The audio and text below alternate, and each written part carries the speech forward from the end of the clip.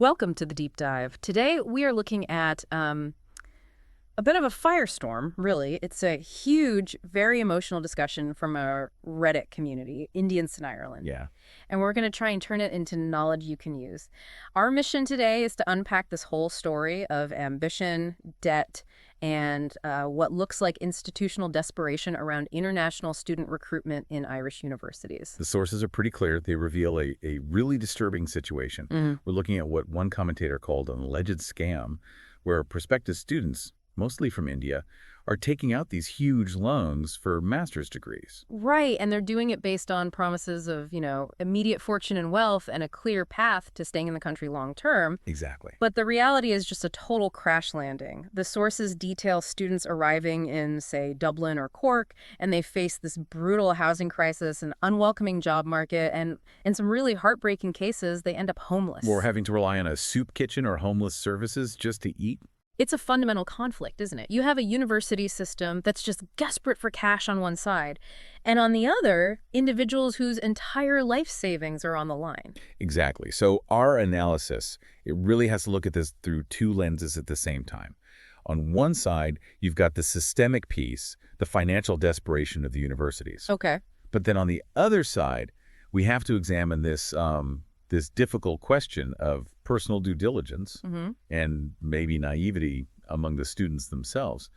They're facing massive debt, and these complex immigration hurdles they clearly didn't understand. Let's start there, at the source of the problem, the money, the financial engine that's driving this whole system. The sources identify Irish universities as these functionally public institutions for their own nationals, Right.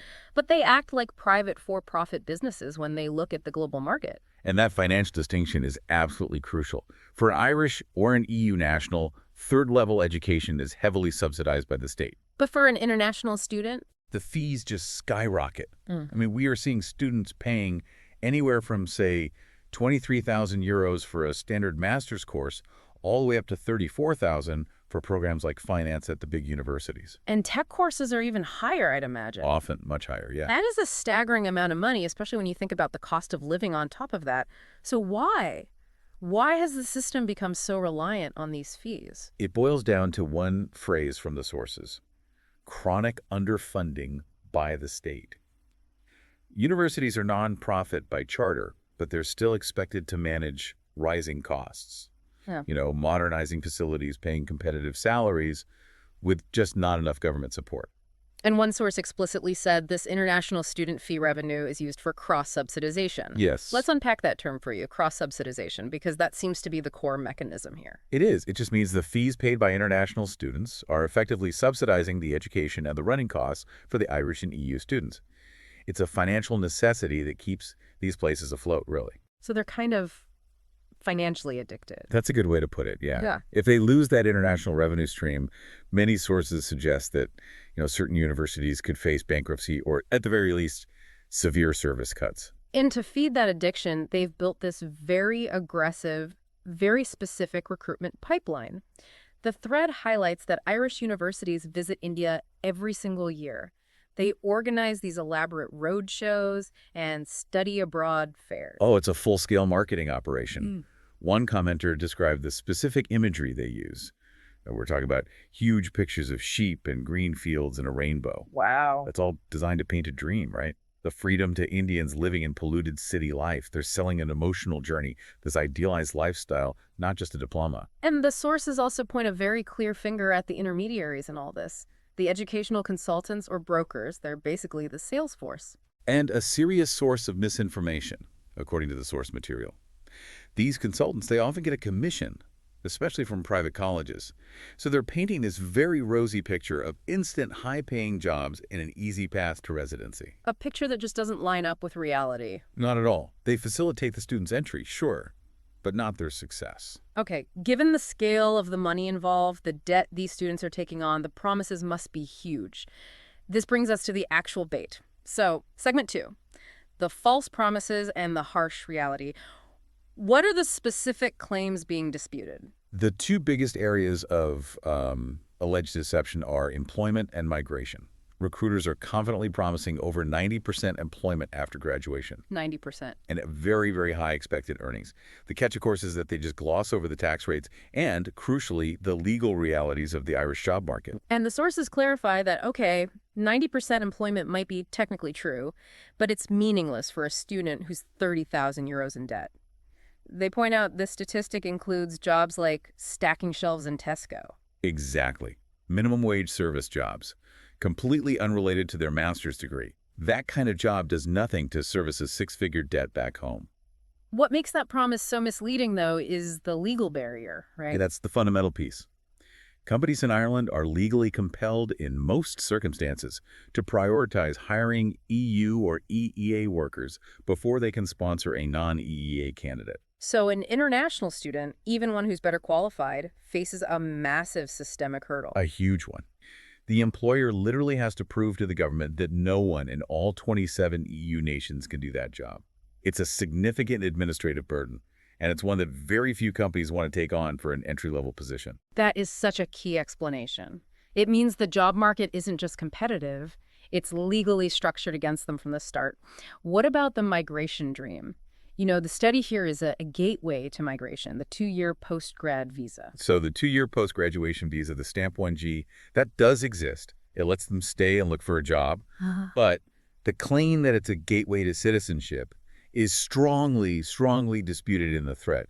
Commenters clarify that the time you spend on a student visa, or even that post-study visa, it just doesn't count towards the 5 years you normally need for naturalization. So the path is way longer and more complicated than advertised. Far longer, far more complex, and much less certain. So students arrive, they've committed everything, only to find the job market is stacked against them and the migration clamp hasn't even started ticking. Yeah. And the source material just keeps coming back to the housing crisis as the immediate, brutal reality check. It is the most visceral problem. They arrive, fees paid up front, and they are just stunned by the cost of living. We're talking about students paying 1,000 euros a month. 1,000 euros? Sometimes more.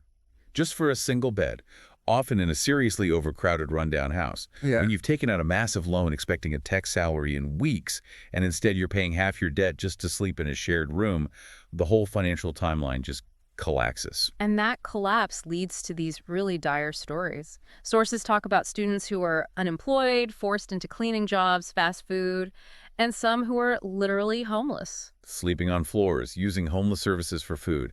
This isn't just a financial problem, it's a survival crisis. And the hardship goes beyond just economics, doesn't it? Oh, absolutely. The sources document the psychological toll.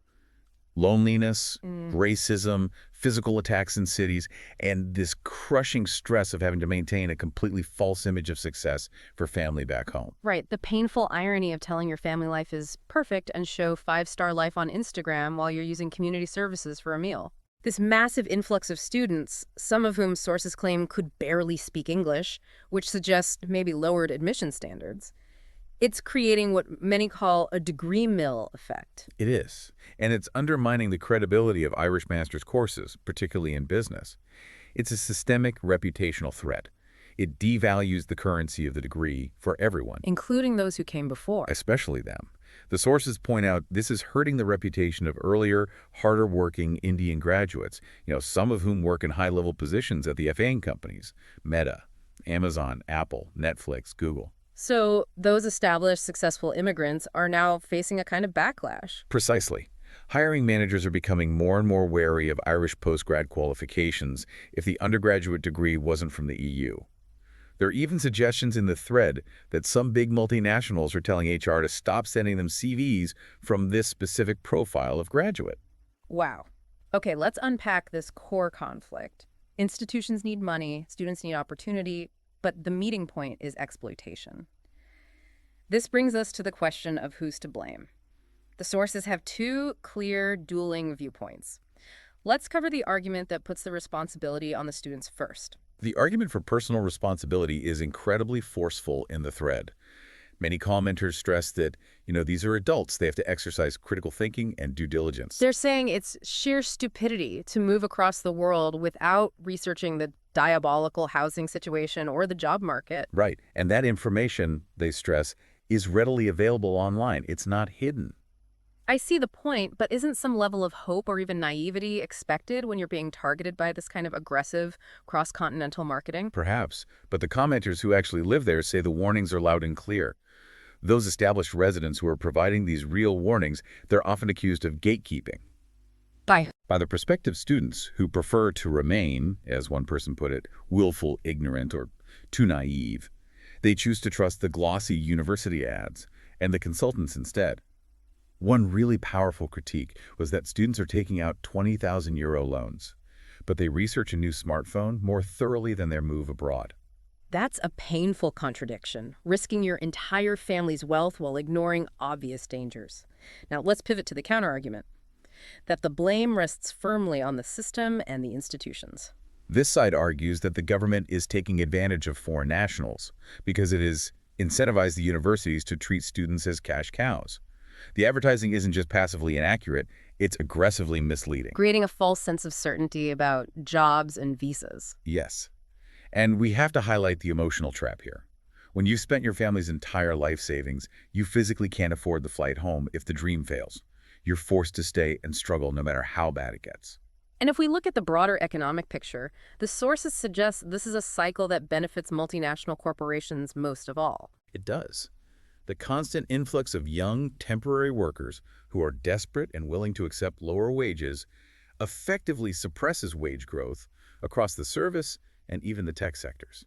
So the chain reaction is, wages are suppressed, qualified Irish people leave for better opportunities, which creates a perceived labor shortage, which the government and corporations then address by bringing in more foreign workers. It completes this negative feedback loop, and it really only benefits the corporate sector by guaranteeing a steady supply of cheap, compliant, temporary labor.